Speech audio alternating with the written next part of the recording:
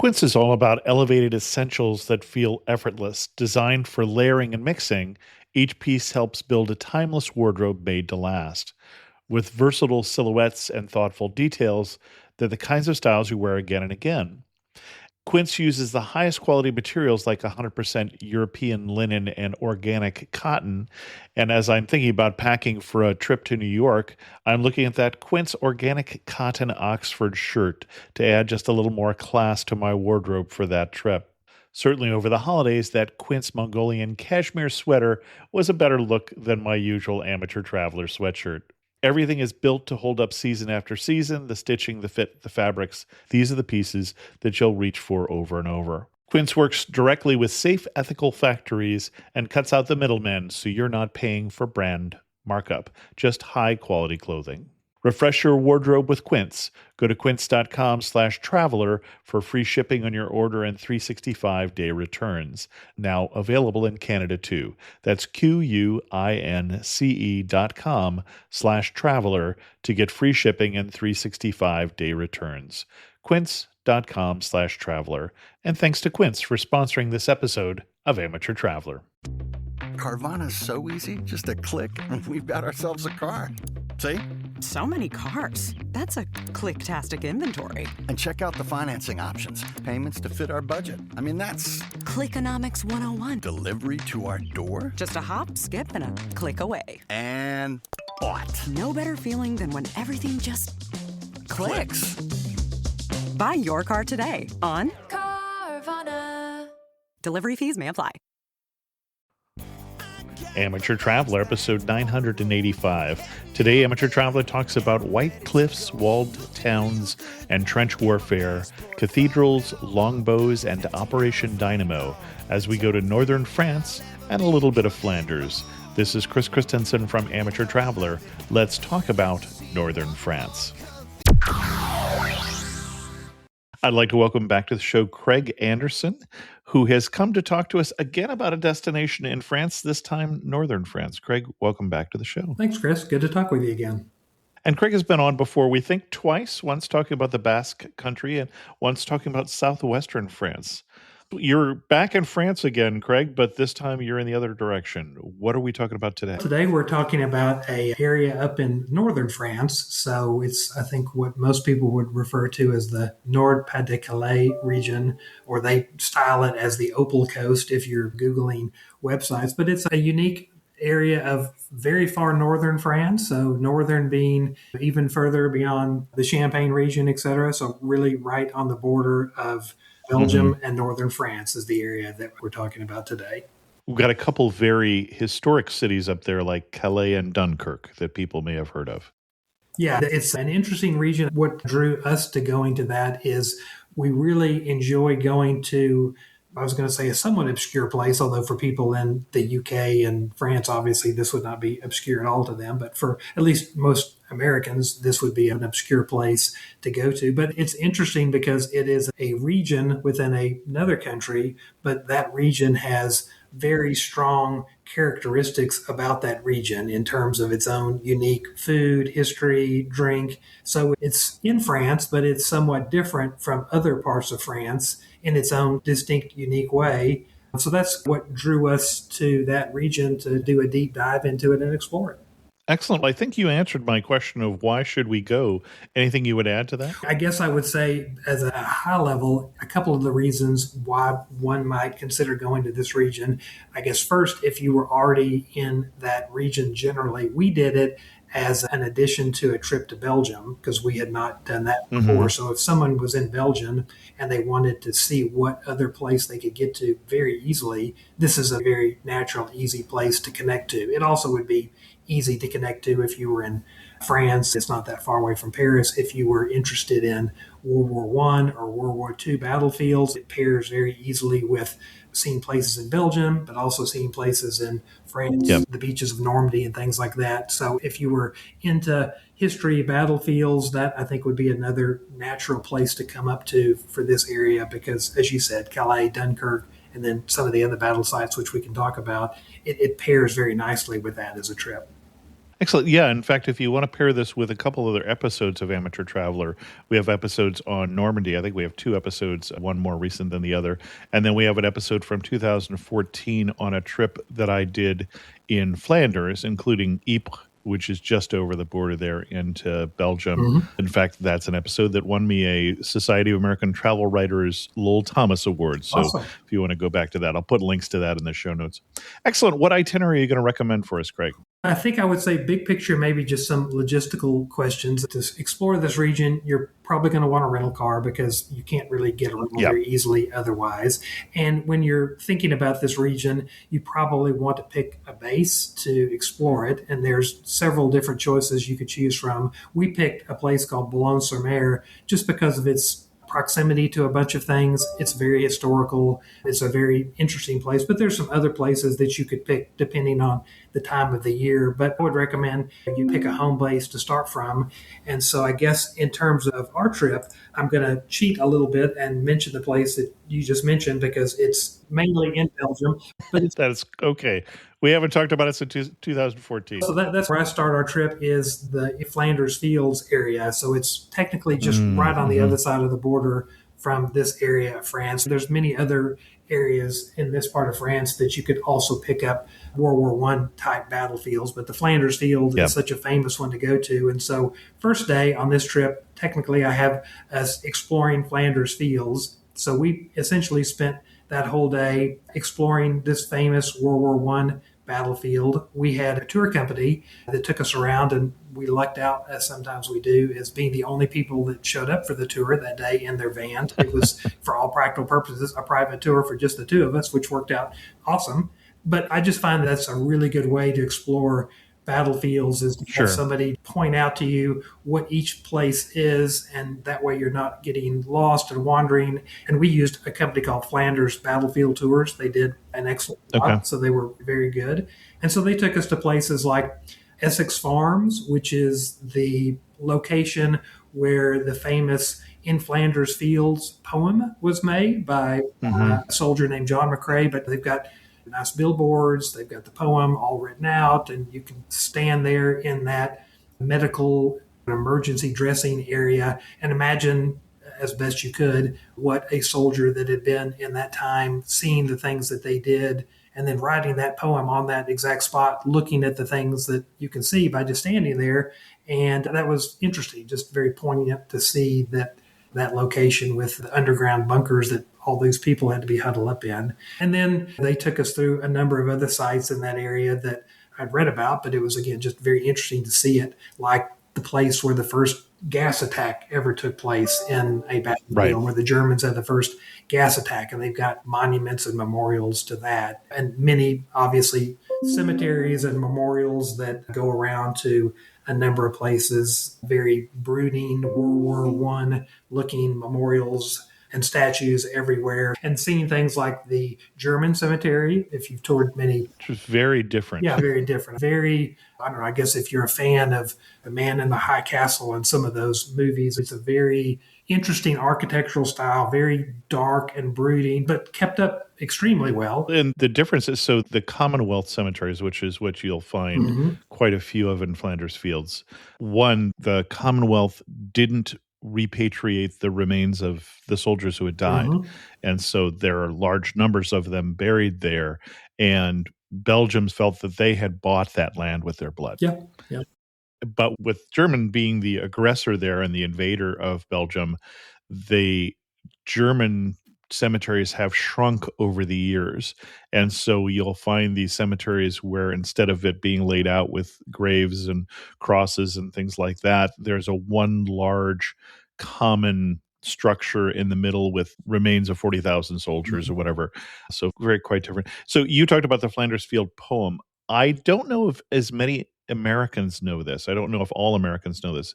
Certainly those people who grew up in Canada and the UK and Australia, I think, know exactly what you're talking about. But I'll just read one of the three stanzas, which is, "In Flanders fields, the poppies blow between the crosses row on row that mark our place, and in the sky the larks bravely singing fly, scarce heard amid the guns below."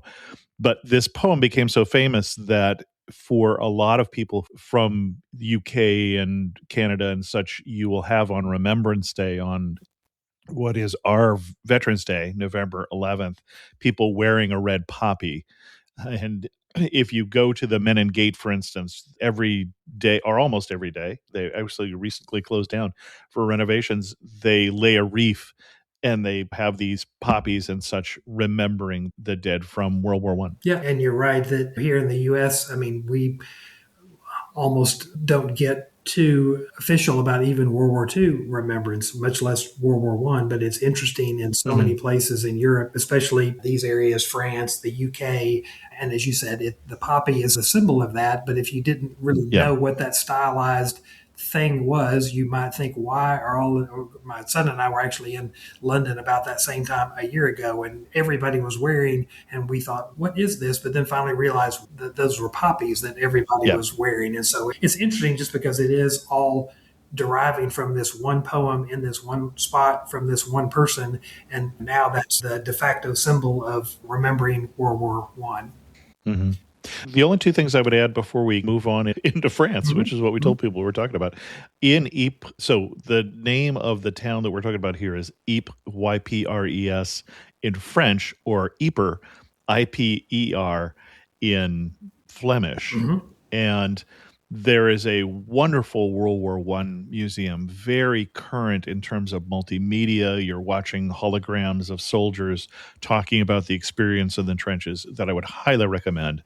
And then there is a small U.S. cemetery. The U.S., unlike the Commonwealth, did repatriate the remains of soldiers. So if your son had died in the combat there, you could either have the government bring his remains home, or the mothers would come over, the Gold Star mothers would come over and visit the grave, and that would be paid for by the government. So just a very different system. And because of that, the cemetery over there for the U.S. is very small. Yeah, and I would chime in on the museum as well. We didn't actually have a chance to do it because we just used up all the time visiting all the sites. Many people said, and we went to the town and you could see how large and modern and nice looking that building was, that it's a really exceptional museum to go there.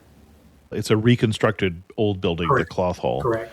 Yeah. And it looks nice compared to what it looked like at the end of World War One, where it was flat. It was flat, kind of flat, but they've reconstructed the old part of the town that looked basically like it was before. But yeah, it's the Menin Gate, the museum there. I would also say that's definitely a place to visit while you're there.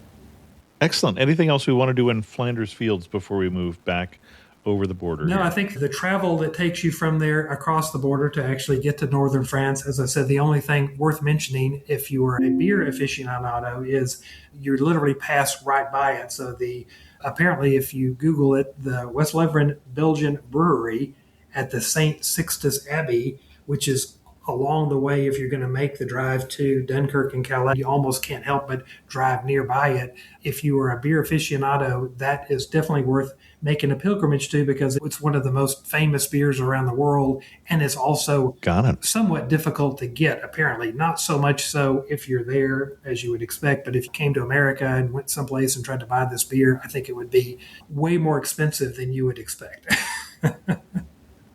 Okay. Excellent. So pass by that, and then into the first day, basically you are in Dunkirk for that evening to get ready to start day two. So day two, we're actually now in France, in the northern part of France, and starting in Dunkirk, now we're into what most people would think of as World War II sites. So that's obviously the site where the British and French forces made their retreat from. The famous Christopher Nolan Dunkirk film that was relatively recent does a really good job of depicting that very specific thing with the beaches. And so for fans of World War II or just trying to see someplace that's very historic, just going out there, walking the beaches, seeing some of the cemeteries that are there is very poignant to see that. And then they also have a very excellent museum that is relatively new, and everything is in English and French, of course, obviously, but it's very well put together, and it is in Dunkirk, which is the Operation Dynamo Museum. So we went into that, and it's an extremely well-done museum. It's not vast. It's what I would say is just the right size of a museum. It takes you through all the various phases of what happened.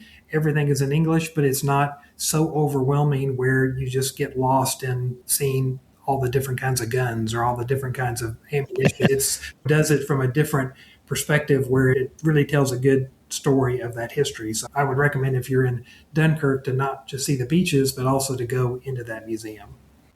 And I would assume that most listeners of this show know what we're talking about when we talk about Operation Dynamo, but that's, let's get these soldiers off the beaches. We don't have enough Navy ships. Let's enlist every small boat in southeastern England to go ferry soldiers off so that we can preserve the British Army, basically, that it was trapped up against the beaches. Yeah, there's another good movie, again, since most people have maybe seen it from that perspective. In addition to the Dunkirk movie, there's also The Finest Hour, which is the Churchill depiction of what he had to go through decisions. Oh, yeah, that was a wonderful movie. And that one covers a lot of just Churchill getting into power, but a large part of that movie was about that Operation Dynamo and the decisions made to do that. And so I would say anybody that's interested in seeing that area and watching those two movies, you get a lot out of visiting Dunkirk and being able to see boots on the ground, what that really meant. Mm-hmm. So from there, we went then to Calais, which is very close to Dunkirk. It's only about a 30-minute drive. And again, it's a similar, at least from American perspective, most people have probably heard it as the supposed departure point for the Normandy invasions, but that was not where we landed, but that's where the Germans thought we were going to land. And there's the backstory of Patton being there and pretending that's where he was going to invade, and a lot of German forces being set up around Calais. But obviously Calais is a very historical city. There's some UNESCO stuff there, a lighthouse, a belfry, city hall that you can see. And again, just going out to the beaches, looking at those beaches. Every group has someone who insists on doing things the hard way. That friend still paying for a subscription they forgot they had, the one refusing to update their phone because it still works, and the one overpaying for wireless. You don't have to pay too much for wireless if you switch to Mint Mobile. My producer Callista says, I've been using Mint for about a year and a half now, and it's been a great experience. One thing that stood out was how hassle-free it was to switch over to Mint from my old service. It was so easy. The prices are also significantly lower than what I was paying before, and the connection experience I've had since switching has been fantastic. I try and convince all my friends that they have to switch to Mint because it feels absurd to be paying so much more for the same quality. Ready to stop paying more than you have to? New customers can make the switch today, and for a limited time, get unlimited premium wireless for just $15 per month. Switch now at mintmobile.com/traveler. That's mintmobile.com/traveler. Upfront payment of $45 for 3 months, $90 for 6 months, or $180 for 12-month plan required. $15 per month equivalent. Taxes and fees extra. Initial plan term only. Over 50 gigabytes may slow when network is busy. Capable devices required. Availability, speed, and coverage varies. Additional terms apply. See mintmobile.com. And thanks to Mint Mobile for sponsoring this episode of Amateur Traveler. Overwhelmed by investing? If you're anything like us, the hardest part is getting started. That's why we created the Investing for Beginners podcast. Our goal is to help simplify money so it can work for you. We invite guests to demystify investing. At least like the minimum 10% into the 401k. I'm Dave Ahern. And I'm Andrew Sather. And we hope you join us on the Investing for Beginners podcast.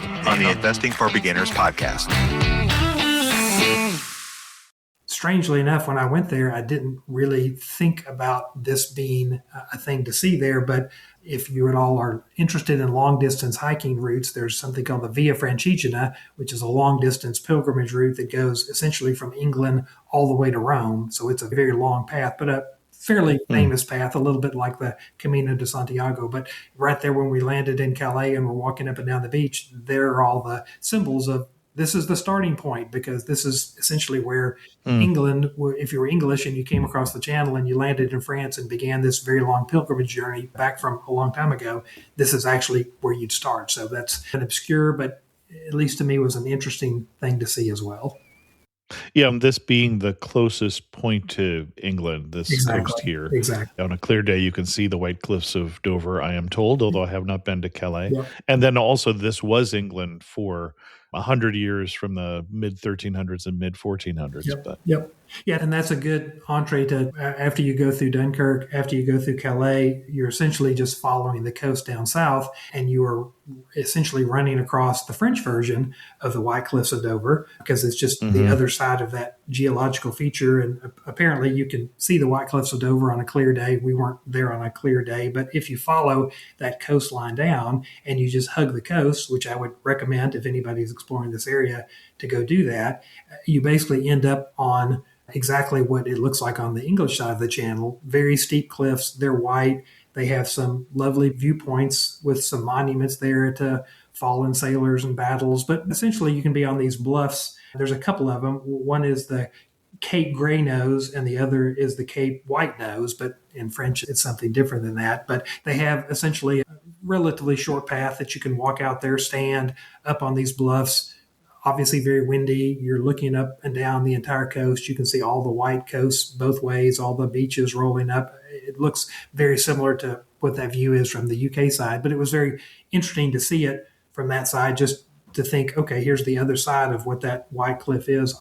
And I guess the other thing that's interesting to think is all the people and the battles that have gone back and forth because, as you said, this is the narrowest point across the channel. So anybody trying to go one way or the other would, at least back in the old days, naturally start here because it was the closest way to get there. So as you make your way down, again, day one, you're just making your way down the coast. But if you're coming from Dunkirk and Calais, I would recommend that you stop on this coast because then you don't have to backtrack and go back up it. And you check out some of the lookouts. It's very pretty. We did this trip. It's worth mentioning maybe at the end of October. I think if you were doing this trip in the summer, the beaches would be a completely different thing because it would be much warmer and a lot of people in France. And because this area is very close to where the channel comes across, tons of UK people that are coming across to make this essentially their beach holiday. So there's a whole string of cute towns all up and down this coast that I'm sure in the summer is a completely different summer vibe with all the things that you would be doing on the beach. But we needed to pick a place to home base ourselves from once we crossed into France. And as I mentioned a bit ago, we picked a place called Boulogne-sur-Mer. There's others that you could pick, but that's the one we picked just because of its history and the fact that it's got some of the old town, some of the new town, and it's just very cute and interesting to visit, but it's also very close to doing the stuff that we're going to talk about starting on day 3. Okay. So we checked in to an Airbnb in Boulogne-sur-Mer and stayed that night too. So on the third day, we decided that we would see some of the things outside of Boulogne-sur-Mer first, just to knock off some of the stuff around the areas, but mainly because that day was a nice weather day. So right outside of Boulogne-sur-Mer, there is a column of Napoleon. So back in Napoleon's days, when he was thinking of invading Britain, which he didn't, but he was staging all of his forces to do. This is where they were. So they all gathered in this spot. They, I'm sure, prepared themselves and got troop formations and marched around. And so there's a huge column that they built that you can walk up to. It's a huge column, and it's got a statue of Napoleon standing on the top of it just to commemorate the planned invasion. And that's where he started his Legion of Honor medals. And you can climb up it, and you can see theoretically further across the English Channel. And at its top, there's a statue of Napoleon that has his back turned on England just to insult England, to say they weren't worth invading. But it was an interesting thing to do, and it's literally 10 minutes right outside of Boulogne-sur-Mer. You can't really walk to it from the town, but again, if you have a car, which is what you need, it's definitely worth just driving by and looking at it. It's an impressive sight just to look at it. And again, like I was mentioning a second ago, it's just a reminder of all the things that took place from this region in general. This is the location that Caesar actually did invade Britain from twice. This is the region that in 1066, William the Conqueror set off to go claim Britain. And nearby Calais, as we talked about, that's where the Germans thought everything was going to come, just all because this is such a narrow point. So it's not just World War One, not just World War II, but it also goes back to William the Conqueror, Napoleon, Caesar. All the invasions or planned invasions have all been from here just because it's the shortest way to get across. Huh. So we stopped at that monument for a bit, and then there's a couple of things to see on this day. You have to pick one, but I'll just tell about another one just in case people are more interested in World War II stuff. But in this area, there is a museum and a former launch site where the Germans were launching V1 and V2 rockets on London. And there's a museum there to that. So you can actually go and see. I think it may be the only surviving V1, V2 rocket site. So it's still this big, massive concrete bunker that you can imagine them launching the rockets that everybody has seen on shows at London. We didn't make it to that because we picked an alternate place to go to, but people that are interested in World War II might be interested in seeing that. But we instead went to the battle site of Agincourt. So this, again, is just another example of how this region has been the focal point of so many historical battles and things that happen here. And so people are thinking of Agincourt. That's, for instance, where in Shakespeare's Henry V, that's where all the lines come from that almost everybody knows, but they probably don't remember where they came from. It's the once more into the breach, dear friends. And then that's where the we few, we happy few, we band of brothers, pretty much everybody's heard the brothers, at least a saying, but that's where this came from. It's the Henry V Shakespeare play, but it's also then based on something that really happened, which is the Battle of Agincourt, which is when the British archers essentially decimated and defeated the French cavalry. At the Welsh archers, let's give them credit here. I think that's so the establishment of archery versus cavalry charges. That's where this is. Yep. And there's a museum that is somewhat similar, I would say, to the museum in Dunkirk. It's all in French and English, so it's very easy to go through, and it's compact enough where it tells the story in a really good way. It's very modern, very new, and it's not big where you just get lost in what the story is. So I thought it was definitely worth going to. Interestingly, it's actually not on the site of the Battle of Agincourt. It's maybe 5-10 minutes away from it, but you can actually go if you're there.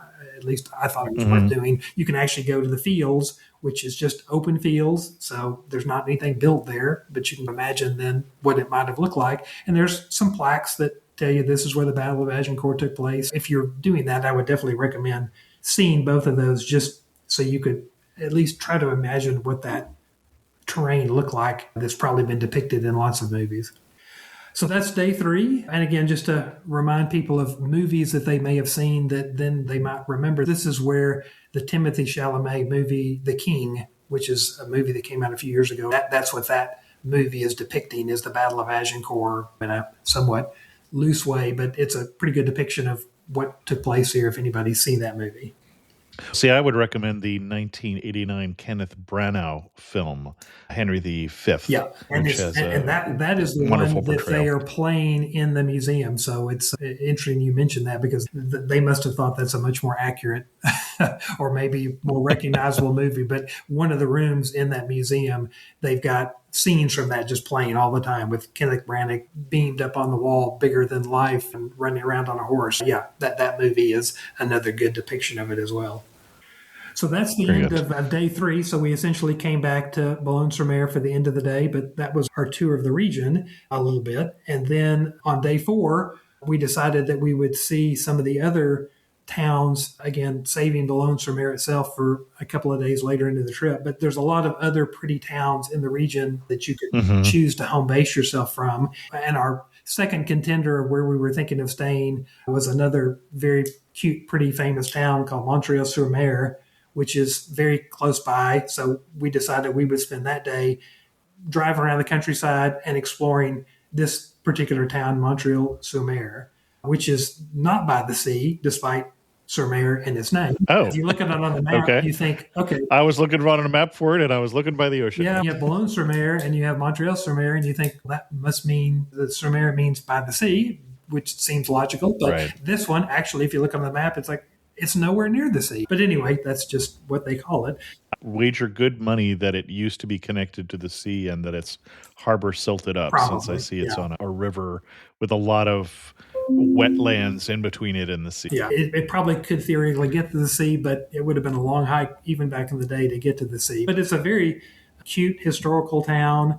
It's got some old churches, old charter houses from the 1300s. This was a location that the Counts of Boulogne had in this area. It was a pilgrimage destination. So definitely it had its time, probably 1300s, 1400s. It's very medieval. It's got ramparts that go all around it that are still largely intact. They call it the Carcassonne of the North in relation to the Carcassonne in the southern part of France. It's not really. Carcassonne is an amazing site, and its ramparts and walls are hugely impressive. This would be maybe a 1/10 version of that. But if you said, I've never been to Carcassonne and I'd like to see some medieval city that's got ramparts, it's essentially 1/10 of the size, but still interesting and impressive.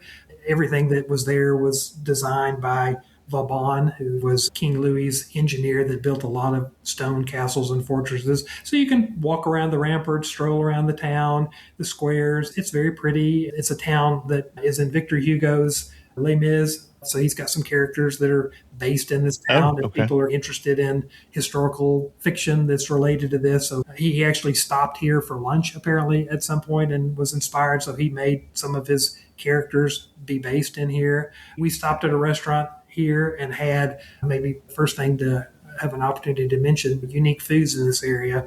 There's something called the Welsh rabbit. So I'm not really sure I understand why it would be Welsh here, but that's just what it is.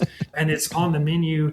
And it has no rabbit. And it has no rabbit, and it doesn't really have anything to do with Welsh. So it's an interesting name to give it. But it's essentially... Well, you say rabbit, it's rarebit. Rarebit. Rarebit. Correct. So it doesn't I don't really know the pronunciation of that. I've never known. Yeah, but essentially it's just an open-faced grilled cheese sandwich with cheese sauce and Worcestershire sauce and mustard and a sharp cheddar cheese. And so it's good. It's an interesting dish to try here because it's on the menu everywhere. And I guess also a little bit maybe akin to if you've been in Carcassonne and some of those areas, you see a lot of cassoulet, and there's a lot of cassoulet up here too. That on the menu a lot. So a lot of really meaty, heavy dishes, but good. They tasted really good. So this was a very cute town just to walk around and wander the streets. So that's basically what we did on day 4, was just explore that small town. Okay. So then that takes us to day 5. And so now we're actually going to be exploring the town that we're staying in. Boulogne-sur-Mer, as I mentioned, is where we decided that we would base our stay here at an Airbnb. And we try, especially if we're going to stay a somewhat long period of time, getting an Airbnb is always a nice thing, and trying to find something in the old historical core where you're just surrounded by narrow streets and there's no big hotel. It's just kind of neighborhood. In Boulogne-sur-Mer, that's a very small historic core that's walled. It's got all the medieval walls. It's got the castle, it's got the cathedral, it's got the chateau. It's a very cute, preserved, walled historical city, and we stayed right. The belfry of the cathedral is part of the larger belfries of Belgium and France UNESCO World Heritage Site. Correct. Yeah. So in northern France and this region that we're exploring, Calais has one as well. So it's historical UNESCO and belfries. Bruges. And, yeah.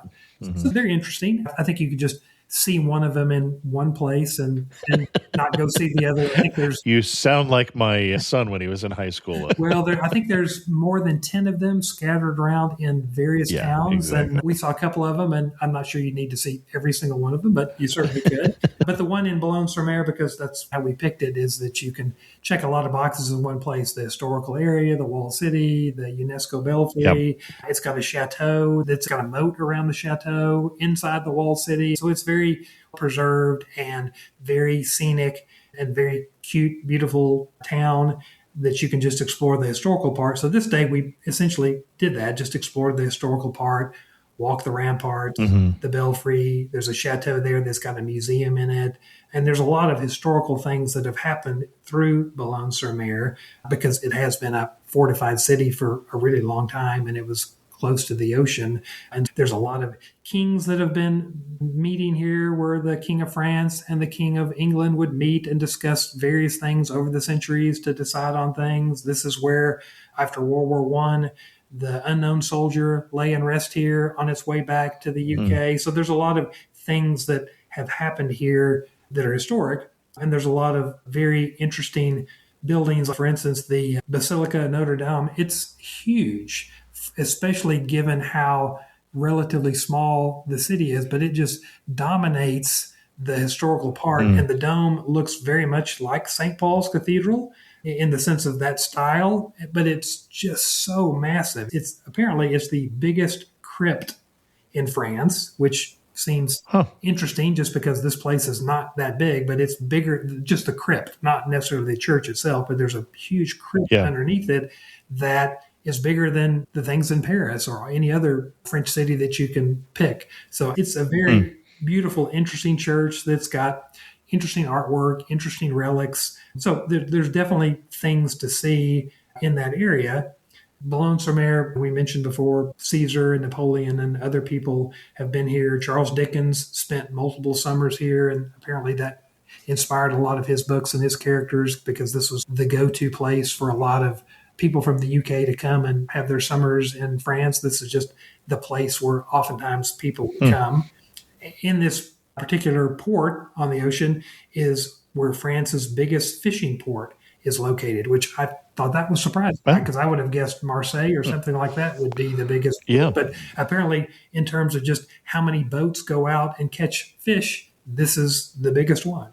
So it's a very interesting old historical part. I'm not saying there'd be any must-see sites, but if you were here and you had a day, you could see everything there is to see and go to some really nice, cute local restaurants. Of course, seafood is a really good thing to have here. But it reminds me of one of our most favorite things that we do when we travel is to just go find someplace that's historical, that is not so big that you're going to get lost. You really can't get lost because it's all circled by the walls. And in one day, you can just wander without any real plan and just stumble across interesting things that may have no historical significance, but they're just interesting, oddball things that they do in a certain way at that time. And I really enjoy doing that a lot, is just wandering and get lost, just like you would in a Italian or Spanish hill town or something like that. It's just fun to just wander and look out over the ramparts and wander through the streets. Excellent. One little tidbit about the cathedral is I see that it was founded by the wife of William the Conqueror. Yeah, a lot of history that's passed through there. Yep. So then I guess that takes us then to day 6. And day 6, we essentially spent in the new town. So I think, as I mentioned before, when we were thinking of places that we would base our home base from, that was one of the reasons we like Boulogne-sur-Mer, is because it has both the historical walled, very compact old part of the city, but like a lot of places around the world, once you outgrow that, then you got to go somewhere. And so they have now had a new part of the town. And the new part of the town really is the part that's mostly on the ocean. Not surprisingly, back in the day, if you were going to build your walled fortress, you wouldn't do that next to the ocean because that's too close for storms or people that are invading you. So you put it a little bit inland up on a hill. So that leaves open all the harbor front. And so the new part of the town is, of course, got a lot of museums. There's a casino. There's tons of seafood restaurants that are there. We went to a particular seafood restaurant that was the one that you find on the internet because it's a Michelin-starred restaurant. It was amazing. It was incredible seafood presented just how you would think a Michelin-starred restaurant would do that, with very creative plates. And it was not expensive at all. Like a lot of times when you go to Europe and you go to a Michelin-starred restaurant, it's in terms of how much you would think it would cost if you were doing that in the U.S. versus what it costs there, is just, there's no comparison to it. So we really enjoyed the town and eating the seafood. And one of the things, obviously, in this part of France is mussels. So they're huge with serving mussels all throughout in a distinctive way. But it was just a way to explore the new part of the town, explore some restaurants, explore the seafront. There's some walking paths up and down the seafront. So it's a nice day to just have another day in Boulogne-sur-Mer. Okay. So then that takes us to our final day. So day 7, we decided that day there's a lot of places that you could reach from Boulogne-sur-Mer if you wanted to. And so I'm always a big fan of trying to see a UNESCO site that is close that maybe otherwise would be something that would be a long way to go to just to see in and of itself. So we went to the Cathedral of Amiens, which is the UNESCO Cathedral, 13th century Gothic cathedral. It's probably a couple hours south of Boulogne-sur-Mer, but we probably would have never gotten to this part of France again. So we thought, we're here. This is the best time to see it. It's overlooking the River Somme.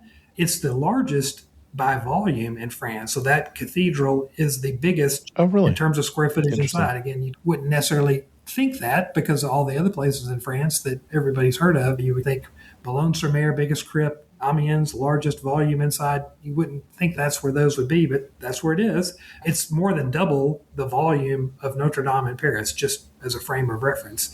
Flying buttresses all around it, very Gothic looking, totally uncrowded. There's not very many people that are there. Beautiful. It's been completely redone. So much history there. This was supposedly the site that Clovis I was baptized in 498, not in the cathedral that they built, but this was the site that cathedral then eventually got built on, but that's going back a long way.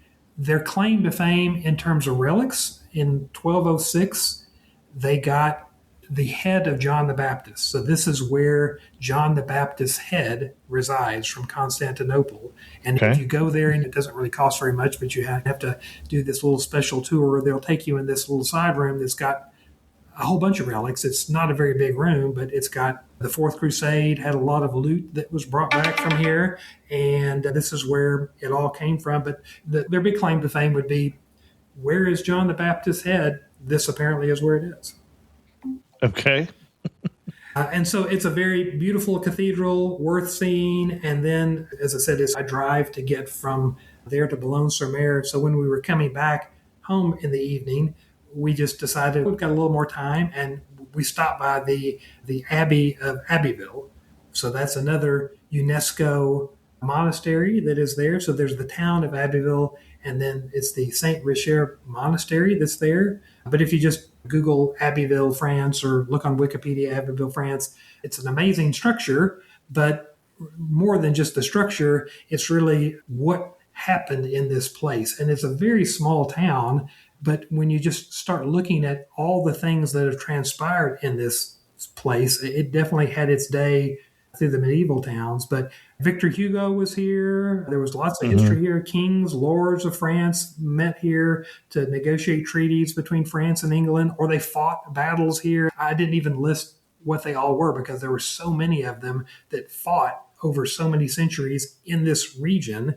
Lots of marriages between kings and queens took place here. So it's really interesting how many things of historical significance took place in this spot. If you're a fan of history, almost whatever piece of history that you were interested in, Victor Hugo times, people that wrote novels times, kings of France, kings of England, battle sites between kings and queens, places that the kings and queens got married, you probably would find that something important took place here at some point. So just because we were just passing by it on the way, it was a very easy detour to just add that final stop on our stay.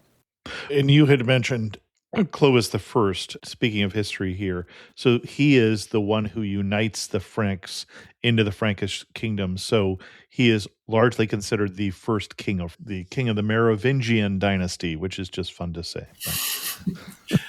So that basically completes our 7 days in this region of France. There's lots of things that I probably didn't mention that you could go and see if you're interested in beach stuff, interested in certain history stuff, interested in certain types of time periods of battles, World War I, World War II, medieval battles.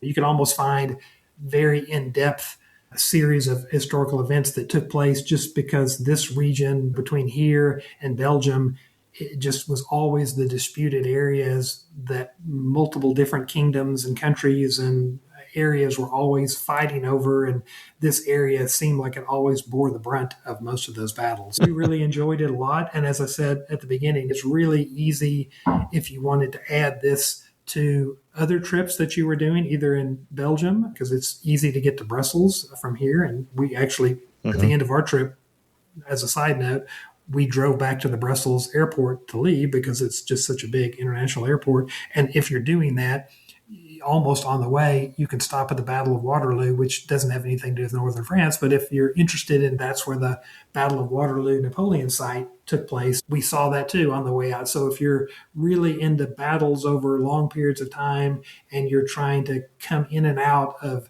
either Brussels or coming in and out of Paris, it's very easy to get to either of those airports. And on the way to either of those, you'd probably pass by multiple other things that I haven't mentioned that would be very easy to add to a trip like this and do it very efficiently, especially if you had a car. No, I'm just seeing in terms of historic things, thinking of English longbowmen, the other thing you passed by on your way between Boulogne-sur-Mer and Amiens is the Battle of Crécy. Yep. So a lot of history in this area, as you said. Yeah, we excellent. I was going to say we had that on our list too, and just there's just only so much time. It's so much. Anything else that people need to know about this area before we get to our wrap-up questions? No, I think that covers the highlights. So I would highly recommend going to it. And as I said, we went in late October. I think that is a fine time to go. And obviously, any time before that in the year that you could go into, say, late spring, I think it would all be relatively nice times to go and see the area. You know our wrap-up questions. You're standing in the prettiest spot in North France here. Where are you standing? What are you looking at? I think I would go back to the place that we were talking about before, overlooking the White Cliffs. You're standing up on a promontory in the Opal Coast. You're looking out over the ocean, and you're thinking you're looking out over the same area in the ocean that so many other historical figures have been standing there or standing very close to there and planning or actually doing invasions that everybody has heard of. Napoleon, William the Conqueror, Hitler planning on doing it, the Allies retreating back across it, the Allies planning to invade across it, and then seeing the White Cliffs of Dover on the other side and just thinking about the historical significance of just that spot, very particular, that there's several battles that almost anybody's heard of or invasions that took place right in that area. And it's really beautiful because you're looking out across the White Cliffs and the ocean. Excellent. One thing that makes you laugh and say only in northern France. I thought about this one, but I guess I'd have to say eating at a restaurant inside the walled old historic part of Boulogne-sur-Mer, just in a very small neighborhood restaurant. But you're there and you're drinking Belgian beers because you're so close to Belgium, but you can get all the good Belgian beers that are there. So that is a little incongruous, but in a good way, because you're sitting there having French food, but you're drinking a bunch of good Belgian beers, and you're having great fresh mussels, because that's one of their signature dishes, cooked in their distinct style. But everywhere around you at all the other tables are a bunch of Brits from UK, because they're all coming across the channel, and almost every other table around you is by Brits that are asking questions that you can understand exactly what they're saying because they're all speaking in their version of English. And then you think this is the place where all of those things are going to come together. Excellent. And if you had to summarize the region in just 3 words, what 3 words would you use? I would probably stick with battlefields, which we've talked about a lot because there's so many of those and so much history here. I'd probably pick maritime just because there's so much ocean, seafood, sandy beaches. There's a distinct, almost British feeling coastal atmosphere with its own tradition. And then the third I'd probably say is Gothic, because this is the birthplace of that Gothic style between here and Belgium, with famous cathedrals and belfries and just a very distinct architectural style that you can see in other places as well, but it's very Gothic here. So those, I think, would be the 3: battlefields, maritime, ocean, and Gothic. Excellent.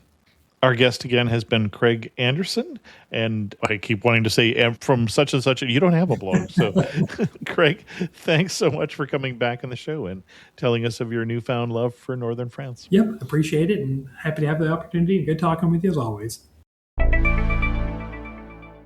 My thanks to the patrons of the show who help support Amateur Traveler. We had our monthly Zoom call last Saturday, and that is always fun, talking about where people are going and where they're coming back from. If you're interested in learning more about becoming a patron of the show, go to patreon.com/amateurtraveler. I'm still looking for more people to come to Uzbekistan or Turkmenistan in May. If you're interested in more information, go to amateurtraveler.com/trips or drop me an email and I'll send you the information. There are lots of new posts on Amateur Traveler, including 2 winery reviews, an article on visiting the Panama Canal, the essential apps you need when traveling to China, and 6 factory tours that are free in California.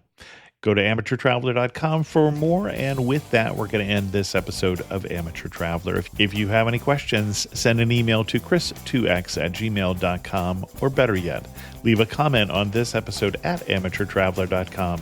And as always, thanks so much for listening.